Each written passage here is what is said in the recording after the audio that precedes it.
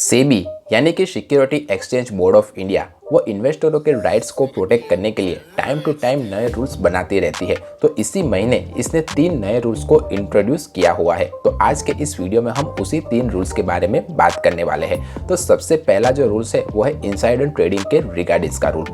मैं एक छोटे से एग्जाम्पल के थ्रू आपको समझाने की कोशिश करूंगा कि इनसाइडर ट्रेडिंग होती क्या है। मान लीजिए कि आप एक रिलायंस की कंपनी में एक अच्छी सीनियर पोजीशन पर है और अगर कंपनी में कुछ होने वाला हो तो आपको पता चल जाए। अब कंपनी किसी जगह पर इन्वेस्टमेंट करने वाली है या कंपनी का किसी के साथ कोलैबोरेशन हुआ है जिससे चलते कंपनी के शेयर के प्राइस में आगे चल के उछाल होने वाला है, ऐसा आपको पता चल जाए। तो अगर आप उस इंफॉर्मेशन को किसी और टर्म्स या किसी और कंपनी को बेच दो या किसी और ब्रोकर को बेच दो और वो ब्रोकर उस इंफॉर्मेशन के रिगार्डिंग चलते हुए कम दामों पर रिलायंस के शेयर को खरीद ले और जब वो कोलैबोरेशन हो कंपनी का, तब जब शेयर का प्राइस ऊपर जाए तब वो शेयर को बेच के उस शेयर के प्राइस से प्रॉफिट कमाए, तो उसे इनसाइडर ट्रेडिंग कहा जाता है। और इंडिया में इनसाइडर ट्रेडिंग बैन है। अगर आप इनसाइडर ट्रेडिंग करते हुए पकड़े गए तो आपको 10 साल तक की जेल या फिर 10 करोड़ तक का जुर्माना भी हो सकता है। तो इसी को प्रोटेक्ट करने के लिए सेबी ने ये नए रूल्स रिगार्डिंग इंट्रोड्यूस किया हुआ है। तो ये पहले स्टॉक में एप्लीकेबल होता था, पर ये म्यूचुअल फंड में भी अब हो जाएगा। तो कोई भी म्यूचुअल फंड के रिगार्डिंग कोई इनसाइडर ट्रेडिंग किसी ने की तो उसके ऊपर सख्त कार्रवाई की जाएगी। और ऐसा हुआ क्यों है? क्योंकि रिसेंटली ही Franklin India Templeton mutual fund में भी यही तरह का स्कैम हुआ था और एक्सिस के म्यूचुअल फंड में भी इसी तरह का स्कैम इंट्रोड्यूस किया हुआ था। तो इन स्कैमों के चलते हुए सेबी को लगा कि इन्वेस्टरों के राइट्स को प्रोटेक्ट करना ज़रूरी है। तो उसे ही प्रोटेक्ट करने के लिए सेबी ने यह नया रूल्स इंट्रोड्यूस किया हुआ है। आप इस रूल्स के बारे में क्या सोचते हैं, मुझे कमेंट करके ज़रूर बताइएगा। दूसरा जो रूल्स है वो है रिडेम्पशन के रिगार्डिंग का रूल्स।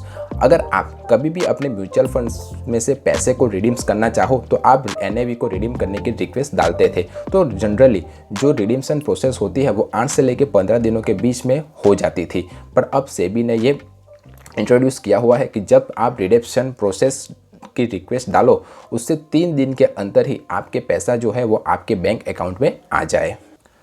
पर एक शर्त है, वो जो 3 डेज होंगे वो वर्किंग डेज होने चाहिए। मान लीजिए कि आपने सैटरडे को रिक्वेस्ट डाली तो संडे नहीं काउंट किया जाएगा, सैटरडे, मंडे और ट्यूसडे।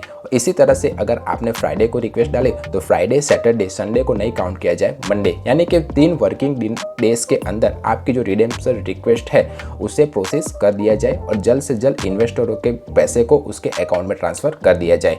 अगर वो AMC हाउसेस आपके रिडेम्पशन प्रोसेस की रिक्वेस्ट को कंप्लीट नहीं कर पाती है तो उसे 15% का इंटरेस्ट रेट उस अमाउंट के ऊपर पे करना पड़ेगा। यही सेबी ने दूसरा रूल्स इंट्रोड्यूस किया हुआ है। इसी तरह का जो तीसरा रूल्स सेबी ने इंट्रोड्यूस किया हुआ है वो है डिविडेंड पे आउट का रूल्स। जनरली जो डिविडेंड इन्वेस्टरों को मिलता था वो 15 दिनों के भीतर मिल जाता था, जब से डिविडेंड का सर्कुलर बाहर आए तब से लेके अब तक। पर सेबी ने नया रूल्स इंट्रोड्यूस किया हुआ है, जब से सर्कुलर पास हो उससे 7 दिनों के अंदर ही इन्वेस्टरों को डिविडेंड मिल जाना चाहिए। अगर फिर भी 7 वर्किंग दिनों के अंदर आपको अपने डिविडेंड की अमाउंट अपने बैंक अकाउंट में नहीं मिलती है तो AMC को 15% का इंटरेस्ट रेट चार्ज करना पड़ेगा। तो ये 3 नए रूल्स सेबी ने अभी रिसेंटली इंट्रोड्यूस किए हुए हैं। तो आप मुझे कमेंट करके बताइए कि आपका इन रूल्स के बारे में क्या कहना है, ये रूल्स अच्छे हैं या नहीं। वीडियो पसंद आया है तो वीडियो को लाइक कीजिए, चैनल को सब्सक्राइब कीजिए। मिलते हैं अगले वीडियो में, तब तक के लिए बाय बाय।